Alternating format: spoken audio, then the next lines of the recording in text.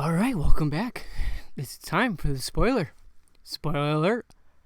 Episode 4, The Arctic Giant of the 1940s Superman cartoon. As you can see, I actually shown off the poster that I was originally going to use, but I'm like, nah, it'll spoil the whole fucking thing. But we got a fucking kaiju. We got a fucking Godzilla, or T-Rex, or whatever it is. It's exciting. It's exciting to see. Kind of lame, like, how it happened. So, like, they go into the Arctic. A whole bunch of sailors go into the Arctic, find out fully preserved kaiju dinosaur, Godzilla, fucking T-Rex looking thing inside the ice.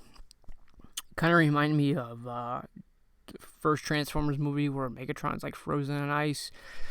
It's kind of like exactly what it reminded me of. Like, you know, they bring it back to the States and they put it in a museum, and you know, I know Transformers, they put it in an underground base or whatever, but in this they put it in the museum and they're keeping it cold and chilled. And the other thing it reminded me of, I know I'm sidetracking, but it reminded me of Godzilla, King of Monsters, the more recent Godzillas, where Ghidorah was frozen in ice, and they like did a whole bunch of like explosives to get him out, and that's how that movie goes. Without giving away the whole plot and shit, but anyways, so Lois goes to the museum to get the story, obviously. Clark was gonna go, and because he asked, he's like, "You want me to come along?" What was quite interesting was they kind of went into more character building on the Clark part, to where she's like, "Oh, you might faint," you know what I mean? Like, because in comic, Clark was always that like that guy was just, you know, a scaredy cat, you know, trips over his two left feet, you know what I mean, shit like that. So it was really cool to see something like that, to where they built onto that character itself, even within the 10 minutes that they had for this episode. So got to see a little bit of that, and so she, you know, turned him down and said, "No, you might faint if you see the dinosaur," and he kind of like laughed and giggled. So she's at the museum without Clark, and she's interviewing one of the guys that's taking care of the kaiju and making sure it stays frosted. And this part was kind of cheesy, kind of like it is what it is. You know what I mean? Like, it's just human error. But he looked like an oil can, like a very old school oil can, or grease can. I could be wrong. But anyways,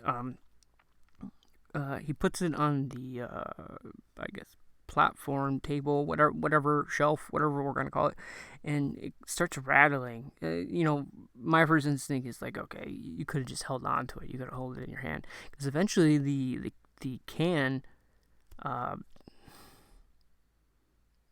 goes into the machinery that's keeping the kaiju frozen, and it breaks down the machine. And he's explaining, like, if it goes over a certain temperature, we're in danger, it'll become defrosted and thawed, and it'll cause a ruckus. Can goes into the machine, destroys the machine. Kaiju gets out. Obviously, Kaiju gets out. Otherwise, we wouldn't really have an episode without, you know, the Kaiju getting out. I was expecting, like, hey, you know, someone releases it on purpose, but, you know, it is what it is.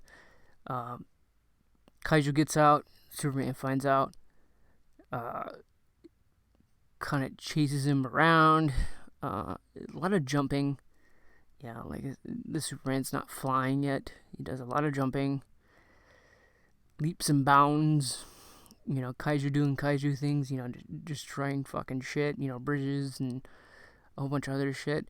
One thing I did notice was kind of like, why? At first they had, like, police officers shooting at it, which is fine, you know. I mean, that's what you have. You have, you know, police, military, shit like that, you know, clearing civilians, you know, distracting the dinosaur, distracting the kaiju, shooting at it, trying to do some defense mechanisms of some sort. And at some point you see the kaiju before it breaks the bridge. I don't know what bridge it is, but you see firefighters shooting water at it. It's like what are you doing here, buddy? What are you doing? Fucking, you're not doing anything. It's already in water. What are you doing? You're just shooting more water at it. So yeah, that was kind of like cheesy and funny looking, and just like you didn't really need that. You could have just had normal cops and boats and shit, or military force, if anything. But yeah, we continue on. Obviously, Superman doesn't really go toe to toe against it. He kind of just stops it from attacking a Coliseum, which shockingly, it looks like the Coliseum from Greece. It's like, really? Like, what kind of metropolis is this? You know what I mean? It's got like a San Francisco bridge and a Greek Coliseum, you know what I mean? Or a Rome Coliseum. And it's kind of weird, but we just went with it, you know what I mean? Because it's a good episode. Like, as I was saying, it doesn't go really toe to toe. He kind of just like gives it like a good punch or shit. But before he starts going and stopping the kaiju, Lois went from last episode of being all empowered, like badass, to I gotta go take a up close photo, and ends up in the kaiju's fucking mouth, as you see in the video on the little poster, the fan made poster. Like, Superman obviously has to go save her again. Like, you could have just taken a photo from somewhere else. But yeah, I mean, overall, great episode. We didn't really get to see any other cool superpowers. He was kind of just like, leaps and bounds. But definitely better than the last one. And also better than the second one with the robots and shit. So, if we're lucky, we might, see more of this. Hopefully, fingers crossed. Like I say, it was really good. Enjoyed it. Hopefully the next one's really good. You know what I mean? But yeah, it's pretty much it. I think this might be like a short one, because it's pretty self-explanatory. You know what I mean?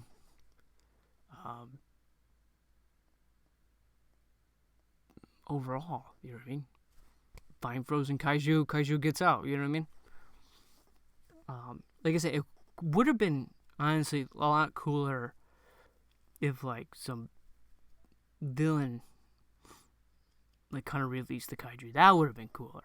That, honestly, would have been more action-packed, I guess you can say. Obviously, the bad guy gets caught at the end, as normal, but that would have been a little bit cooler to see.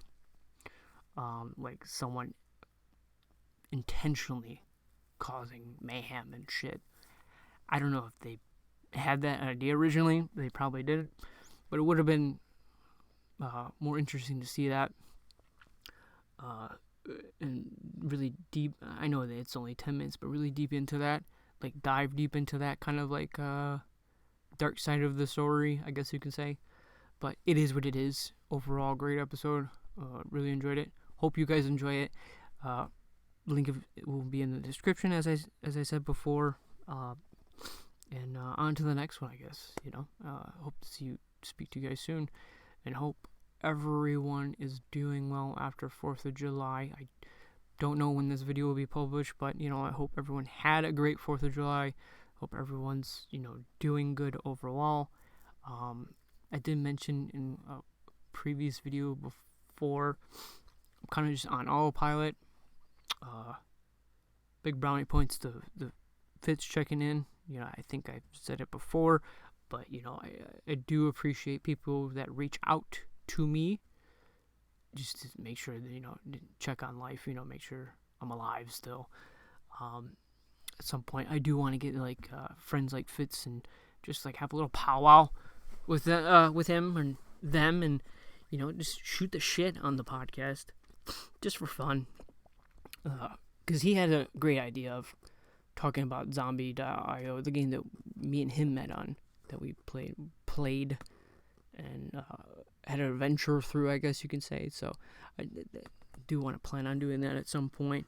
Whenever he has free time, maybe I'll like steal him for like a half hour or an hour. We'll see. Fingers crossed I can schedule something like that with him soon. If not, I'll try and schedule something with someone else that I haven't talked to in a while and see how they're doing. So yeah, we'll see. But yeah, that's pretty much it. Yeah, peace.